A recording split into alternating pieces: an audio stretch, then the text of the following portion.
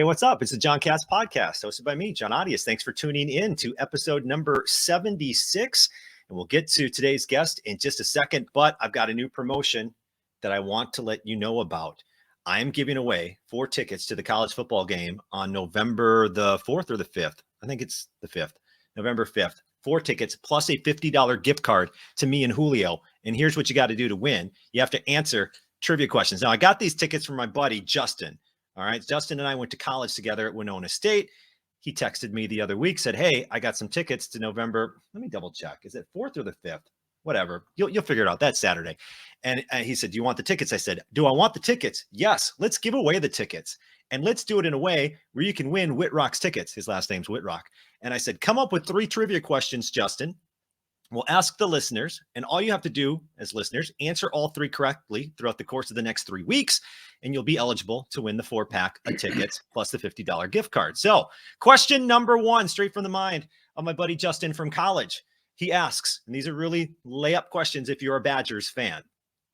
Question number 1, which, by the way, the answers must be listed in a social media post. So I'm going to post this podcast to Twitter, to Instagram, to Facebook. Just go to the comment section of this main post and write down your answer.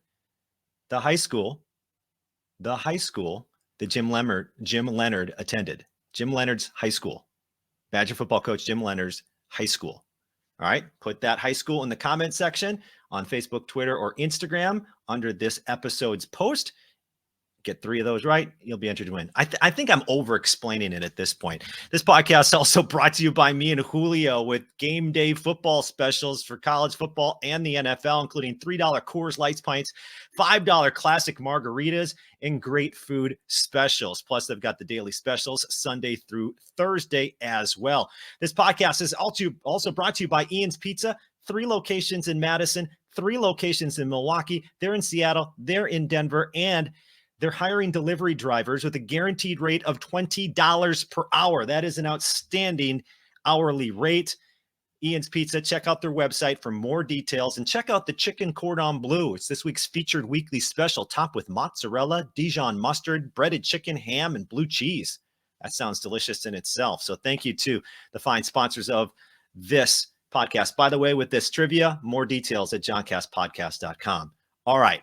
Today's guest, according to his Twitter bio, is a mostly retired sports columnist for the Wisconsin State Journal and Madison.com. He's been in this Madison market in the state of Wisconsin for a long time, and I'm very excited to have him on today. Welcome to the podcast, Tom Oates. Tom, how are you doing?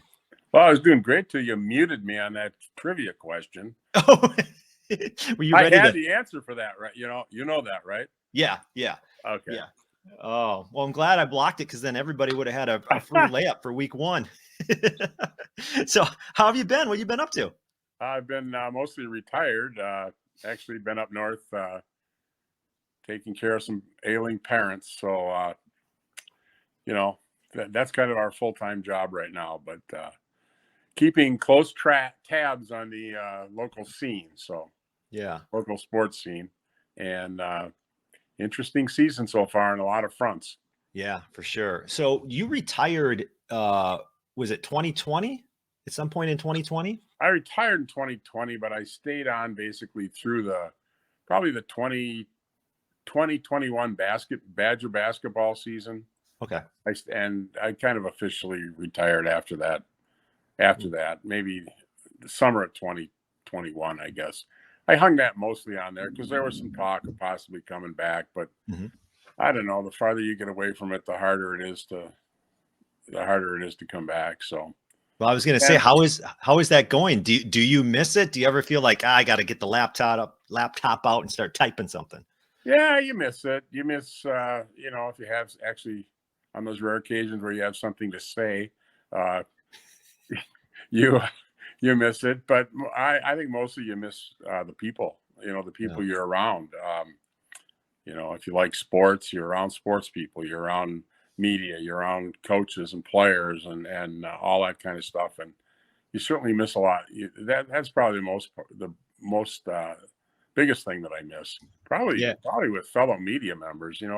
Over the years, you sit next to someone in a press box for 20, 30 years, and you occasionally have beers or dinner with them on the road and those kinds of things. You get to be good friends with people. And I have a lot of good friends in the media that you just don't see as much anymore. And that's probably the thing I miss the most.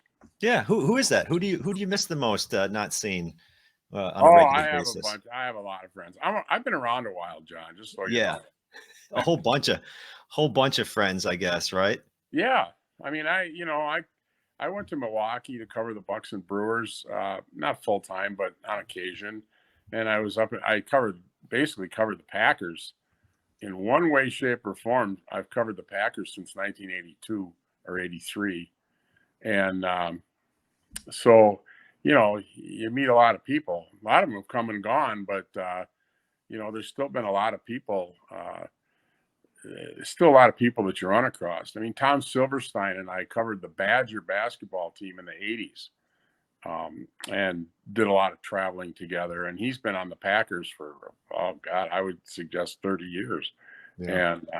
And, just people like that, the people I worked with, I still have some very good friends on our staff at the State Journal and the people you worked alongside. You develop friendship, respect, a lot of different things over the years. And there's a lot of good people. Wisconsin's pretty lucky. I think there's a lot of pretty good media people in this state who do their best to keep their the fans informed. It's not, the in-your-face New York, Philly style media, but I think by and large the right questions get asked in press conferences, and people don't back down. It's just not the kind of it's a little gentler presentation, I would say, than maybe some other places. Yeah. And you mentioned sometimes you have that urge to type or talk every once in a while. And I can probably understand after Paul Chryst and that news of him being let go and Jim Leonhard taking over the program. I'm assuming it was one of those times because when I saw it personally, Tom, my jaw dropped. It was like, I never imagined that we'd see something mid-season happen like this. I mean, you heard the rumblings, right? That Chryst was maybe on the hot seat, but I never expected it to happen mid-season, and that got everybody talking. So I'm sure did that storyline kind of get you going again? Like, oh, I gotta put my 2 cents in on this.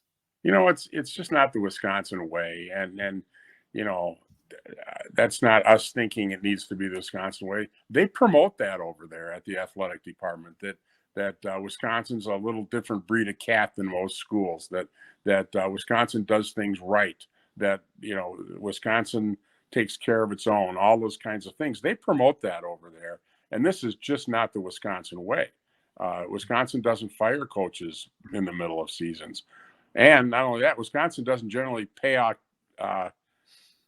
large contracts either. So let's look at it that way as well. Yeah, it was very surprising. For as much as Paul and really the Chryst family has done for Wisconsin sports over the years, his dad was an assistant at Wisconsin. His dad played at Wisconsin. He played at Wisconsin.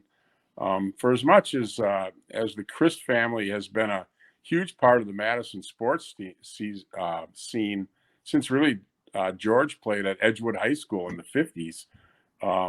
It just didn't sit right with me. And I understand there's probably some reasons in a changing college football landscape to make these kinds of moves earlier than later, but it just didn't sit right. They did a good guy wrong in my estimation. Yeah, it's such a tough situation because in today's college football landscape, things are a lot different. I mean, there are a lot of teams. So I think there's probably not just one main factor as to why they decided to do it in season, but I'm sure there's a bunch of contributing factors, including the fact that everybody, Jim Leonhard was a hot commodity, right, as a coaching candidate. But let me ask you this.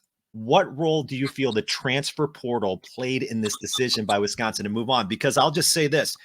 In other sports, and I see this in volleyball, in women's basketball, the two sports that I announce, is that when a coach leaves or a coach gets let go at the end of the season, that roster gets depleted. And now with the transfer portal, you're able to be eligible immediately. So a coach leaves and the whole team is different the next year because pretty much, half the roster left. Now, I'm not saying half the football roster would leave if they did it at the end of the season, but do you feel that the transfer portal is part of the reason as well that they didn't want to wait till the end of the year, let go of Coach Chryst, and then have a certain X amount of percentage of players say, well, I'm out if you're getting rid of Coach Chryst. At least this way, number one, you keep Jim Leonhard. Number two, you avoid that transfer portal from opening up at the end of the season, having like just free for all, everybody leaves, and now you're starting with no talent the next season, or less talent the next season. And this way you get to let Jim prove it, let Coach Leonhard prove it, and that transfer portal may not be as impactful following this season. I think this was more about keeping Jim Leonhard here than it was about keeping players here. The players like Jim Leonhard. They know him. They like him. I don't think, and I firmly believe that Jim Leonhard will be the next permanent head football coach at Wisconsin. And the players like Jim Leonhard. I don't think it's just the defensive players either. I think the players on this team genuinely like Jim and support him. I think they supported Paul too. But, everybody, it's sports, and sports people sometimes have to turn the page very quickly. But it's not like they're bringing in somebody new. It's not like they're bringing in someone they don't like, someone they don't respect. Jim Leonhard fills all those boxes regarding the team. So that's why I'm not sure that the transfer portal is that big of an issue. Obviously, if they brought someone new in, it might be, or if they waited. I mean, players tend to enter that transfer portal. Well, in the old days, they entered right after the season. Now a lot of them get their names out there early. And if the transfer portal does play a role in that, I would say that it's that they can get on that early in terms of even going after players or looking at players. So I think it had way more to do with keeping Jim Leonhard here and giving the football program a new direction with Jim Leonhard. Maybe a more aggressive posture and in recruiting and the NIL and all that business. Yeah.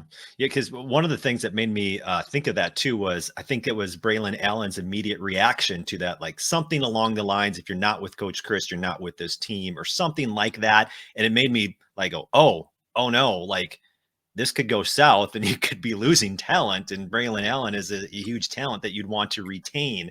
So that's one thing that made me start to wonder about, would this have ripple effects had they done it at the end of the season and just pulled the rug, so to say, from the team like that. And then you'd have players with no opportunity to see what the next guy is like, although they're very familiar, like you said, with Jim Leonhard. So with Jim Leonhard, what do we need to see from a Leonhard coach team at the end of the year to move forward with him to get that offer? Or is that something that you think will happen no matter what plays out the rest of the year? I think the only possible way that Jim Leonhard doesn't run through that tunnel on the opening game next year as the head coach is if he falls completely on his face. And I think we saw last Saturday that that's not going to happen. This team is better than it played in some of those first few games. And I think he will have it playing better as he goes.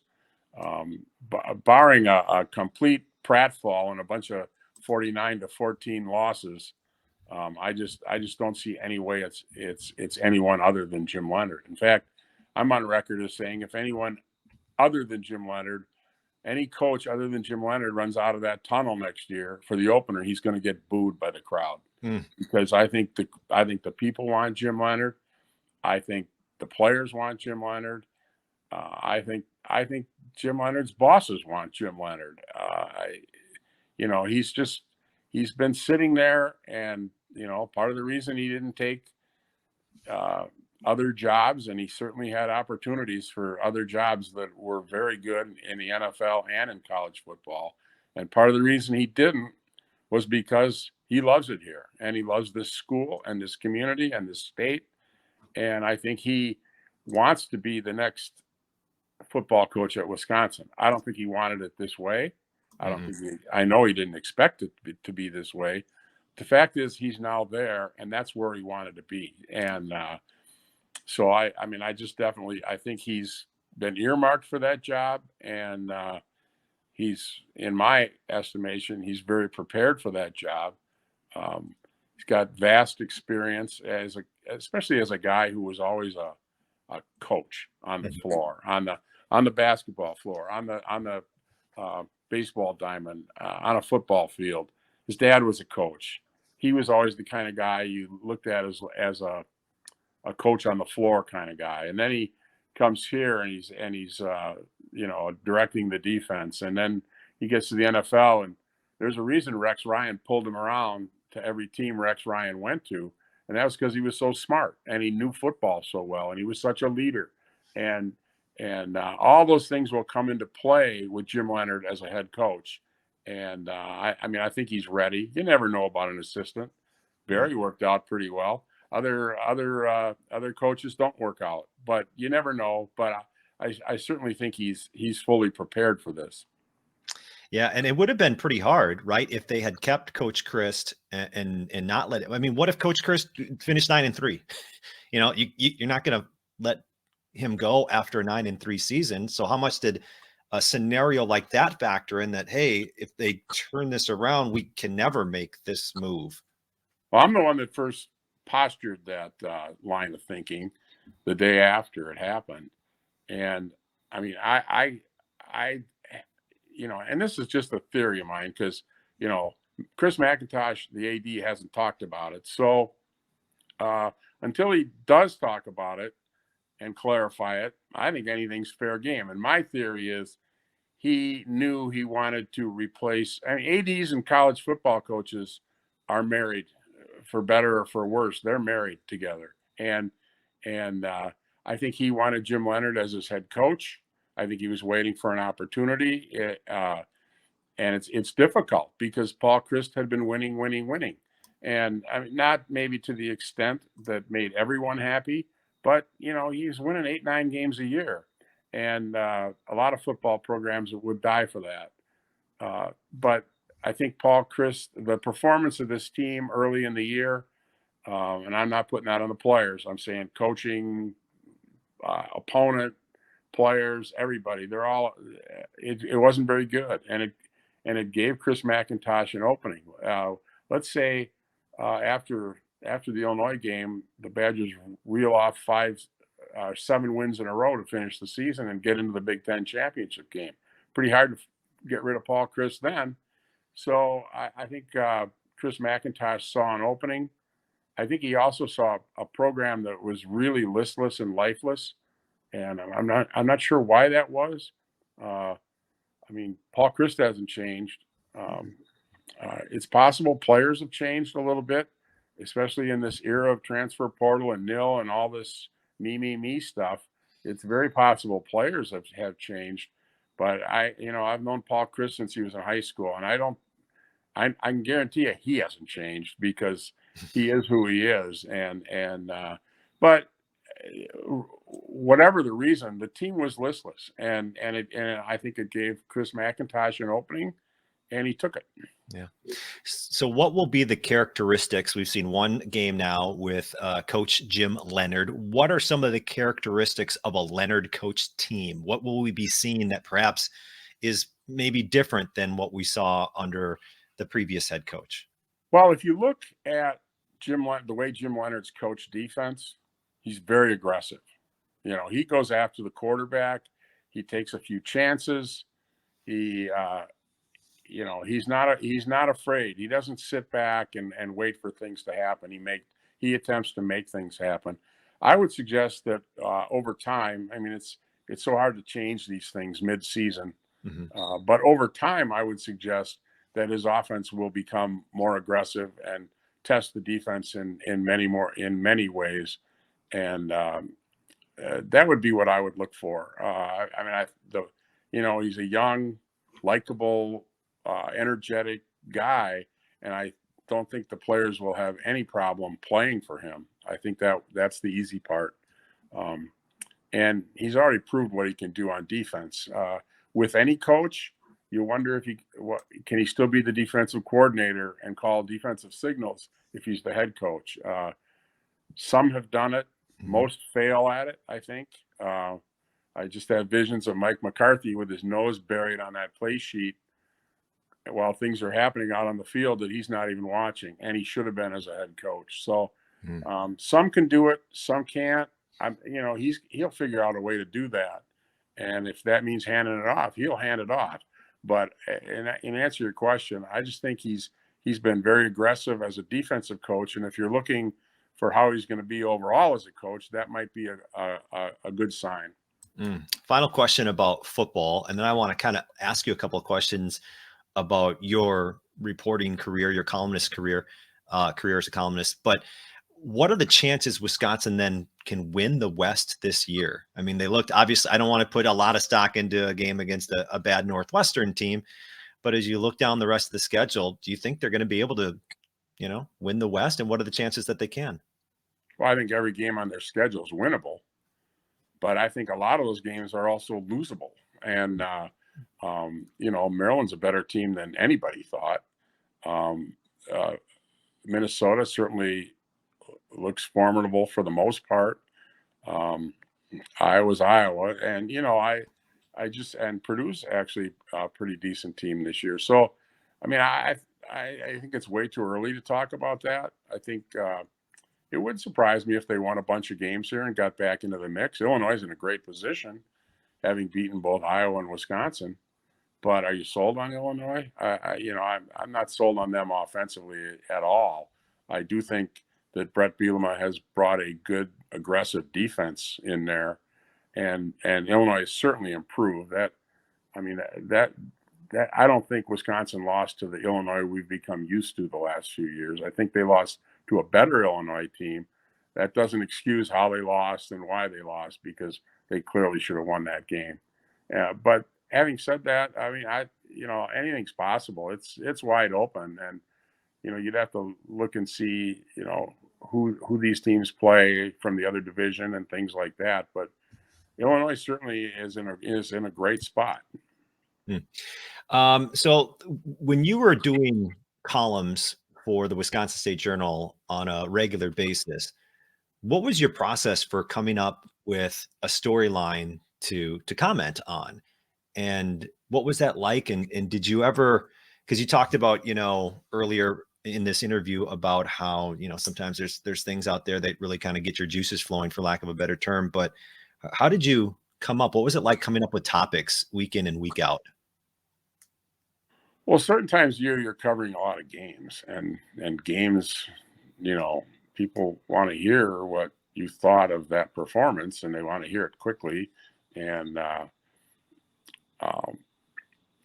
so that's kind of a given that your subject matter, what it's going to be. Mm-hmm. But the other thing is, I always look for what people were talking about. I mean, if people were talking about Matt LaFleur's play calling, or Aaron Rodgers checking out of runs, or any of that kind of stuff, that's a topic a columnist should write about. If Davante Adams pushes a stadium photographer, that's something, or Draymond Green punches a teammate, and the video shows up on the internet. Those are, that's the kind of thing people are talking about, and those are the kind of thing. And those are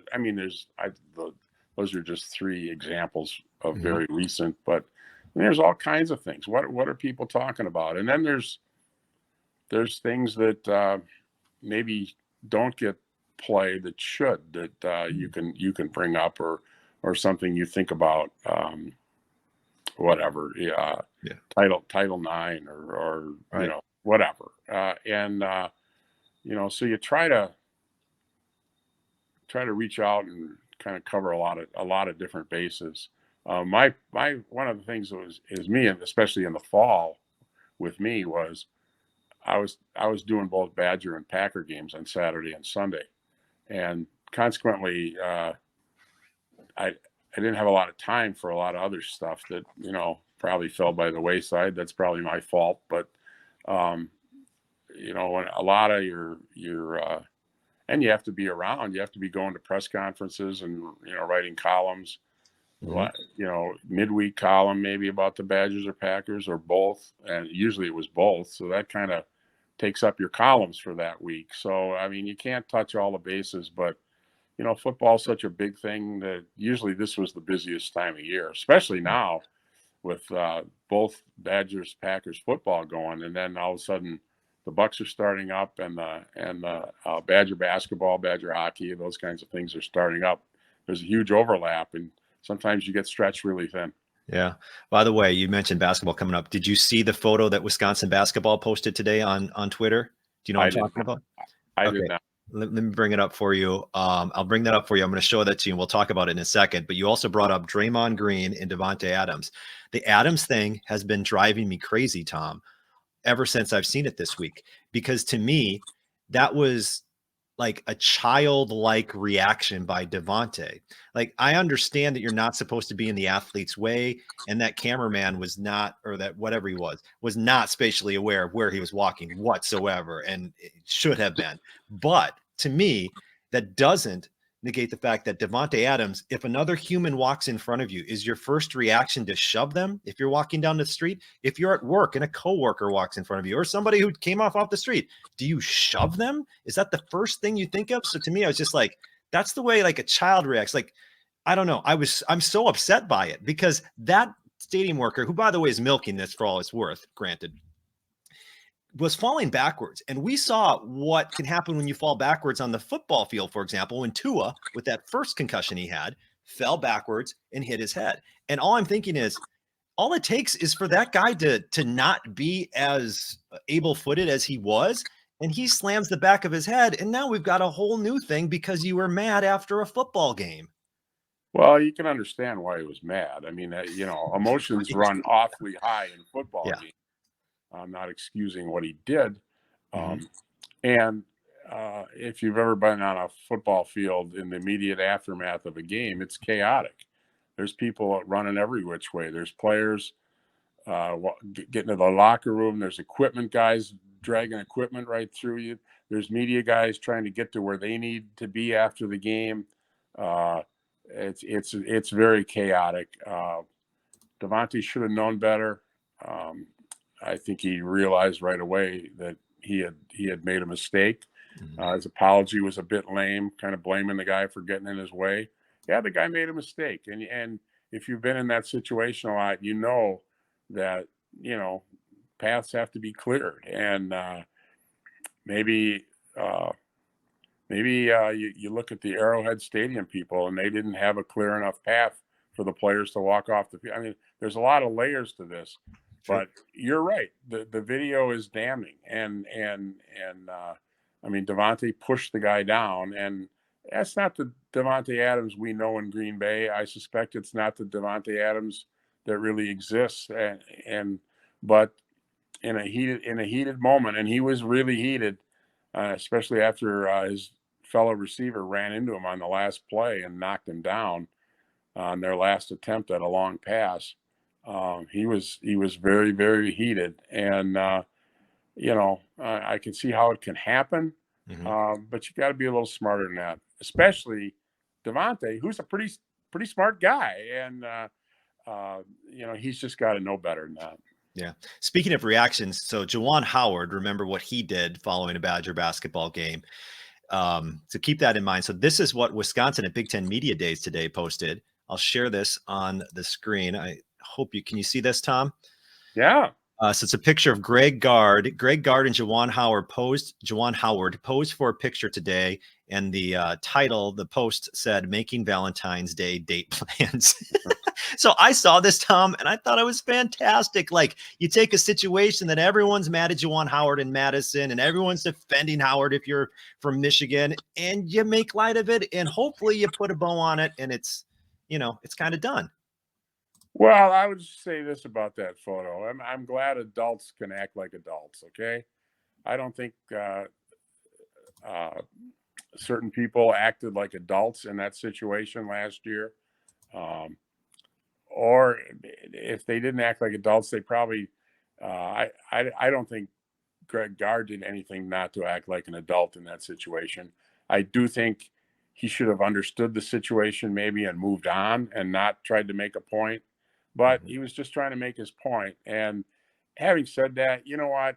It was months ago, many months ago, and we're all adults here. You know, what I found out about Big Ten coaches is that they generally stick together, because there's a lot of times when they need each other, when they need each other's support, when they get some initiative that they want. I mean, that's Bo Ryan and Tom Izzo became very good friends, and during the time Bo was coaching, and it started off really badly, and they became very good friends, and they pushed some things through in the NCAA, and they did it by joining forces, and they push some things through in the Big Ten, and they did it by joining forces. And I'm just glad this is in the past. It was an ugly incident, and I firmly believe if Juwan Howard really thought about it, he would question the way he reacted. But you know, put it in the rearview mirror. Let's all be adults here, and let's move on and coach our basketball teams. And it appears through that photo, and it looks like they hopefully are moving on. A couple final questions for you, Tom. All right. So speaking of these coaches and these athletes, who is the most memorable athlete or coach that you've been able to cover during your time as a reporter? Well, memorable. For thrills and spills, Brett Favre. Oh, okay. I know Brett Favre is a taboo topic these days because of his legal problems in Mississippi. But in terms of a guy who was entertaining on the field, off the field, in every way, shape, or form, I think he's the most exciting football player I've ever seen. I don't think he's, simply because of his unpredictability and his immense natural talent that allowed him to do things that only he would even think of doing, and he was good enough to get them done. He was approachable and likable off the field. He was fun to talk to from a media standpoint, because he didn't really have a governor. He'd get started, and he'd take you places you never thought you were going. And so, I mean, in terms of that, I'm not sure about I know enough about his legal situation now. I suspect, knowing him, that he didn't truly understand what he was getting into there, and where these funds were coming from, because I don't think he's that detail oriented, to be quite honest with you. But that's just me from 1,000 miles away, and I certainly I don't have any inside information on that or anything like that. And I believe we'll figure out after this is vetted in court, which it will be in numerous cases for other people. But it is interesting to me that Brett Favre has not been charged with anything at this point. Yeah, the Favre thing, like my personal opinion is, I start getting more and more information. It started looking really bad, especially those texts where he's like, will the media find out? And then the text from the governor saying something about like he doesn't want to be in federal prison or something like that. So maybe the wheels start turning in Favre's head a little bit. But there is part of me, Tom, that believes what you just said is there's a very high likelihood, I would think, that Brett Favre, he's just trying to get his politician friends to give him something for free. He wasn't thinking about, I'm not defending, by the way, I'm not defending this. I'm not defending him. I'm sure he wasn't thinking like, okay, so legally, what boxes do we need to check to make sure the funds are allocated correctly? I'll send the spreadsheet over, and he's not doing any of that. Now, obviously, ignorance may not be an excuse in the eyes of the law, but I kind of see what you're saying about him. Well, most of what he did was for a public university, and it's people ask, why would Brett Favre be so adamant about raising these funds? Well, his dad played baseball at Southern Miss. He played football at Southern Miss. His wife played at Southern Miss. His daughter played volleyball at Southern Miss. I mean, he lives in Hattiesburg. I mean, he's very closely wired to that school, and I'm sure if they're trying to improve their facilities, he's one of their first go-to guys. Can you help us fundraise? So, I mean, there was very valid reason for him to be fundraising, and there was very valid reason for him, as popular as he is, maybe to be calling up state officials, up to and including the governor, and trying to lean on him a little bit. I mean, there's right here in Madison, there's a lot of lobbyists that get paid a lot of money to do that exact same thing. But again, the whole crux of the case is, how much did he know about where these funds were coming from? And, was he advocating that they use welfare funds to build a volleyball facility, for instance, and knowingly, and did he know that, that was taking food out of the mouths of needy people, or programs off the books for that people need in the state, especially Mississippi, which is not a wealthy state, and there's a fair number of poor people. So it's all gonna turn on how much he knew, and I suspect a lot of that'll come out in court. Yeah, absolutely. Final question: when are we going to reboot Sidelines? Can we reboot Sidelines? Get Lukey back? Do you remember that show? What'd you like about that show? Oh, I remember that show. I was on every episode. Yeah, what'd you think of? I mean, what'd you like most about doing Sidelines? Luke and I were the mainstays, and I never once went over the table after him. So, no, probably wanted to. That's probably not a bad idea. I've actually given that a little thought. I don't have much expertise in TV production, unfortunately, but I have given that thought, especially now that there's alternative ways to get product out to potential viewers in terms of streaming and all that, and all the modern stuff, So actually, I have given that thought. Luke and I haven't talked about it in a while, but that's a good idea. Maybe I'll give that some thought, John. I think you should, because exactly, you went down the lane I was just about to say. Is nowadays more so. When was the last Sidelines? What year was that? Do you remember? Was it 10 years ago? Was it more? No, it wasn't. It wasn't. 20, no. It was more like 6 or 7. Oh, it's that recent. All right, 6 or 7. Maybe 8. I'm not 100% sure. But even in that time frame, things have changed so dramatically that there's, like you just said, there are alternatives. There's Facebook, there's social media. There are so many different ways you guys could get that product out there. It could be packaged up in a podcast. I mean, that to me is like, let's reboot Sidelines. If you guys need a producer, I'll be in the background. I'll help you produce it. Like, I think that could be very successful again. We had a lot of fun doing it too. And I thought we did it the right way.